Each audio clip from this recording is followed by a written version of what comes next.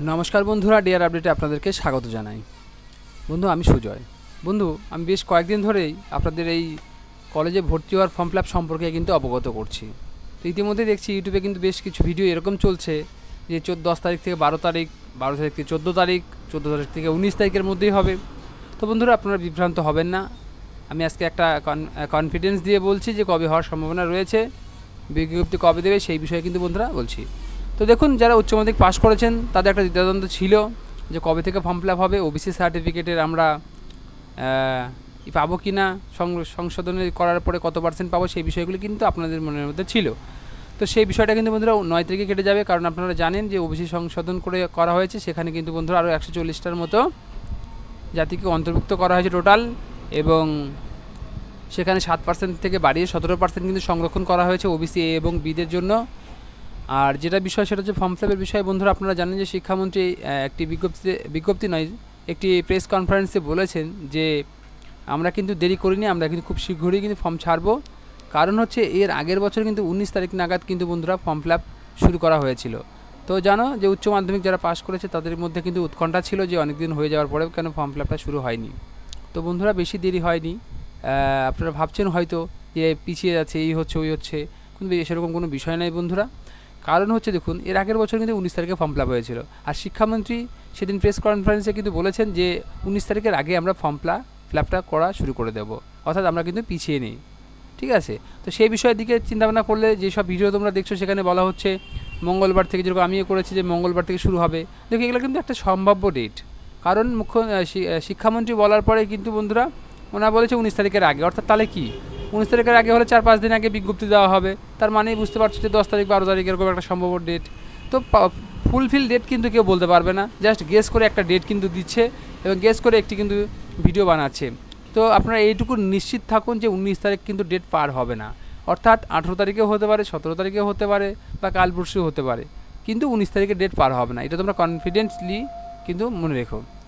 এবার বিষয়টা যেটা ছিল বন্ধুরা, এবার কিন্তু কিছু চেঞ্জ হয়েছে। এআইয়ের মাধ্যমে চ্যাটব্যাট করে আপনারা যে সমস্যা হচ্ছে সেই সমস্যার সমাধানটা কিন্তু সেই পোর্টাল থেকে পেয়ে যাবেন।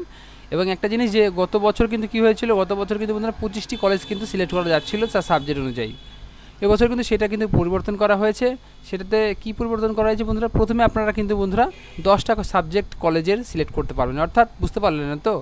অর্থাৎ কিন্তু বন্ধুরা এখানে একটা জিনিস পরিষ্কার, সেটা হচ্ছে যে ধরুন আপনি একটা কলেজের 10টা সাবজেক্ট নিয়েও অ্যাপ্লাই করতে পারেন, বা 10টা কলেজের একটা করে সাবজেক্ট নিয়ে আপনারা কিন্তু বন্ধুরা অ্যাপ্লাই করতে পারেন। এতদিন কী করা হতো, এতদিন কিন্তু বন্ধুরা যে 25টা কলেজের সাবজেক্ট অনুযায়ী অ্যাপ্লাই করা যেত, এবার একটু চেঞ্জ করে দিয়েছে। এবার এটা কী করেছে, প্রথম রাউন্ডে 10টা আপনারা অ্যাপ্লাই করলেন, সেকেন্ড রাউন্ডে কিন্তু বন্ধুরা 5টা, এরকম করে কিন্তু বন্ধুরা রাউন্ড অনুযায়ী আপনাদেরকে কিন্তু কম্বিনেট করে দেওয়া হয়েছে। এবং বন্ধুরা লাস্ট একটা মপ আপ রাউন্ড হয়, যারা কোনো কলেজেই চান্স পাননি তাদের জন্য একটা বিশেষ অফার থাকে সেখানে কিন্তু বন্ধুরা কোনো না কোনো কলেজে আপনারা অবশ্যই চান্স পেয়ে যাবেন। সেই জন্য কিন্তু বন্ধুরা এবার কিন্তু কী করেছে, 3টা পার্টে ভাগ করে দেওয়া হয়েছে, যে এই 25টা কলেজের বা 25টা যে সাবজেক্ট অনুযায়ী অ্যাপ্লাই করেন সেটাকে করা হয়েছে। আর একটা বিষয়, সেটা হচ্ছে বন্ধুরা যে এর আগের বছর দেখা গেছে প্রচুর সিট সংখ্যা কিন্তু বন্ধুরা ফাঁকা থেকে গেছে কলেজে, কিন্তু প্রথমের দিকে অনেকেই কিন্তু মনের ইচ্ছে মতো কলেজ পাননি। তো এবার কিন্তু সেই জিনিসটা করে দিয়েছে কি, যে আপনারা একবারে 25টা করার থেকে আপনারা 10টা করছেন, ওর মধ্যে একটা সিলেক্ট করে আপনি ভর্তি হয়ে যাচ্ছেন। তাহলে কী হচ্ছে, পরের রাউন্ডগুলোতে কিন্তু যাদের একটু মার্কস কম রয়েছে তারা কিন্তু চান্স পাওয়ার সম্ভাবনা বেড়ে যাচ্ছে। আবার এখানে কিন্তু বন্ধুরা ওবিসিতে সংরক্ষণটা 7 থেকে 17% করে দেওয়া হয়েছে, আপনারা ভালো মতো জানেন। এবারে এখন এবছর থেকে যে আপনারা জানেন যে হচ্ছে অনার্স পাস প্রায় উঠেই গেছে, এরকম একটা চলছে। তো সেখানে কি হয়েছে, সেখানে কিন্তু বন্ধুরা একটা মেজর সাবজেক্ট এবং মাইনর সাবজেক্ট মিলিয়ে কিন্তু আপনাদের পড়তে হচ্ছে। আপনাদের আর একটা গুরুত্বপূর্ণ আমি জিনিস জানিয়ে রাখি, যে আপনারা কিন্তু 4 বছরের কোর্স, সবাই ভাবছেন যে 4 বছরের কোর্স, তা কিন্তু নয়। অর্থাৎ আপনি যখন কলেজে ভর্তি হচ্ছেন তখন আপনাকে দেখা হবে যে আপনি প্রথম 3 বছরে 75% নাম্বার আছে কিনা।